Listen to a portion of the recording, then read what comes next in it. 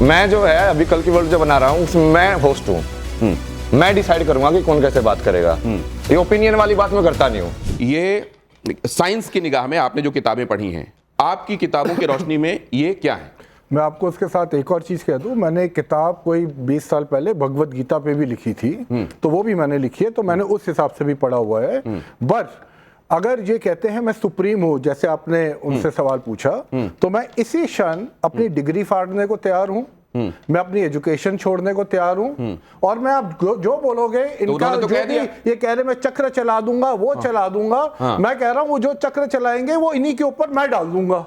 तो कहने का मेरा मतलब है इनके पास कुछ नहीं है, ये पावर नहीं है, कुछ नहीं है, ये सब इनकी मन धड़क कहानी है। अब आप सुनिए, when he came here he said मैं आज कृष्ण के रूप में आया हूं। कि मन क्या होता है, ठीक है, आज मैं कृष्ण के रूप में आया हूं। मन घड़न से पहले मन समझ में आना चाहिए ना। सुनिए बाबा जी, सुनिए 1-1.5 मिनट उनको बोलने दीजिए, उनको समझते हैं कि वो क्या कह रहे हैं। फिर इन्होंने कहा मैं सेंटर पॉइंट हूं। सेंटर पॉइंट का मतलब है कि मैं बैलेंस करता हूं। सुनिए ना, फिर आपने अब देखिए आप बोलने नहीं दे रहे बाबा जी। नहीं आप रुकिए ना, मैं शो ना मैं चला भी जाऊं, मुझे फर्क नहीं पड़ता। आप बोले थे ना आप ये गुस्से रहते हैं, मैं कुछ नहीं रहता ना, मैं तोड़ फोड़ के यहाँ से चला जाऊं, मेरे को फर्क नहीं पड़ता। मैं जो है अभी कल की वर्ल्ड जो बना रहा हूँ उसमें मैं होस्ट हूँ। मैं डिसाइड करूंगा कि कौन कैसे बात करेगा। ये ओपिनियन वाली बात मैं करता नहीं हूँ। जिनको दुनिया आईटी बाबा के नाम से भी जानती है और जिनका अपने बारे में दावा यह है कि मैं ईश्वर अवतार हूं, क्या वो अपने बारे में आलोचना बर्दाश्त करते हैं? क्या वो अपने बारे में ऐसे कमेंट्स जो उनको लगता है कि अप्रिय हैं, क्या उनको बर्दाश्त करते हैं? अभय सिंह आईआईटी बाबा, उनको गुस्से में हमने कभी भी कुछ ऐसा करते नहीं देखा जो असल में ये मेरी किसी से बात हो रही थी, उन्होंने कहा कि देखिए मुझे लगता है कि हो सकता है कोई डिसऑर्डर हो सकता है कोई प्रॉब्लम हो, लेकिन वो हार्मलेस हैं, वो अभी तक उन्होंने किसी को नुकसान नहीं पहुंचाया और इस वजह से मैं उनके बारे में सर्टिफिकेट देने का काम नहीं करूंगा। मैं 2-3 चीजें महत्वपूर्ण बोलना चाहती हूं जो मुझे अभी यहाँ पर सब दिख रहा है।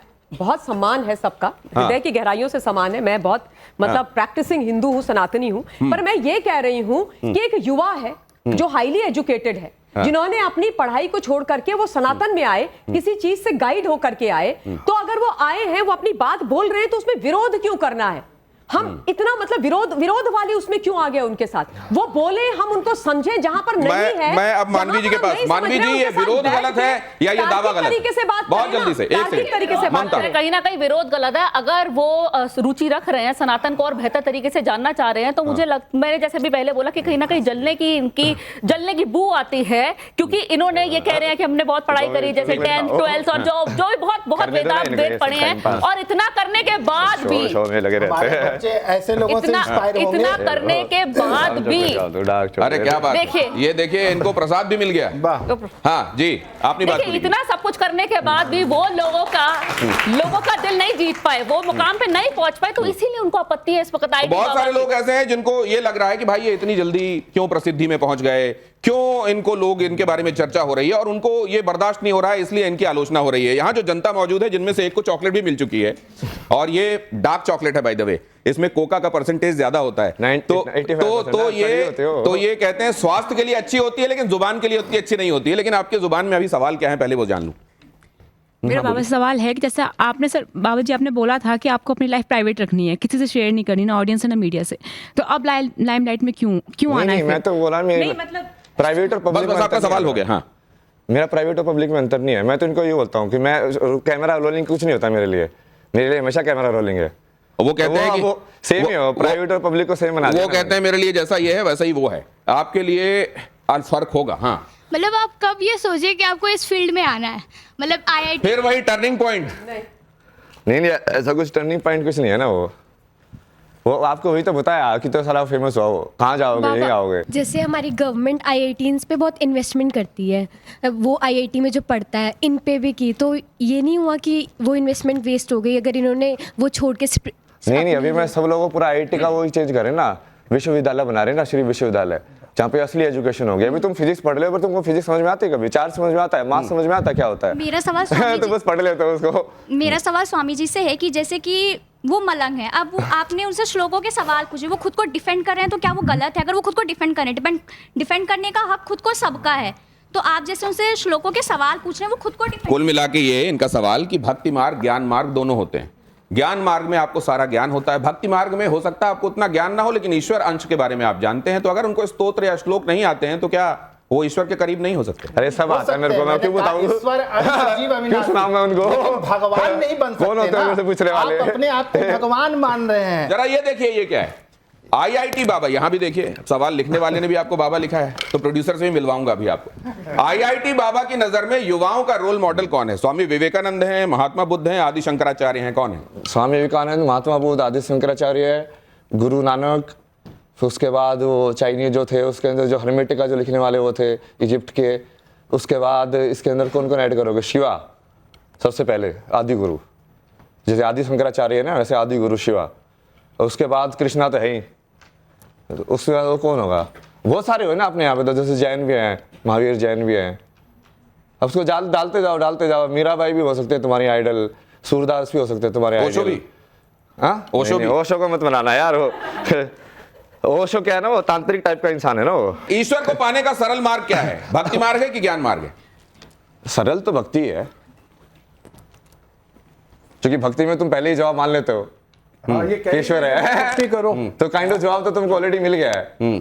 तो आपको तो वैसे ही वाले लोग ठीक हाँ, लगते ये हैं तो ना? ईश्वर है, नहीं तो नहीं, भक्ति मेरे को, मैं तो करें। ज्ञान पे ज्यादा फोकस कर रहा हूँ ना अभी। पूछो दबाव। आगे प्ले कीजिए प्लीज। किसका पालन सबसे कठिन है? अहिंसा का, सत्य का, ब्रह्मचर्य का?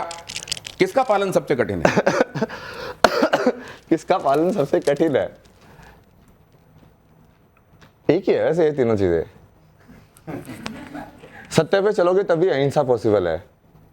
अहिंसा जो बाहर वाली अहिंसा नहीं होती है, वो अंदर से होती है। बोलो तुम अपने सत्य में जियोगे तो बाहर वाले को लठ मार दो तो वो अहिंसा नहीं है। नहीं, जो तुम्हारी प्रवृत्ति वैसी है। तुम शेर को क्या बोलोगे नहीं तो कि वो आप खा रहा आर्मी है, को क्या तो क्या वो बोलोगे? हिंसा कर रहा है? आप आर्मी को क्या यदि बोलोगे? सांप जो आपको डस रहा है तो क्या वो हिंसा कर रहा है? ब्रह्मचर्य के विषय में बताइए। नहीं, ब्रह्मचर्य तो ये ना, ब्रह्म का आचार्य है ना, मतलब कि तुम वो बेसिकली जिस चीज को जो सत्य बोला गया है उसी को ब्राह्मण बोला गया है। वहीं से ब्राह्मण शब्द आया है, वहीं से ब्रह्मा शब्द आया है, वहीं से कहीं ना कहीं ब्रह्म शब्द वहीं से आया है। कैसे आया? अरे यार तुम मुझे बीचों क्यों बुलवा रहे हो? एक सेकंड, किस श्लोक से आया? आ रहा हूँ।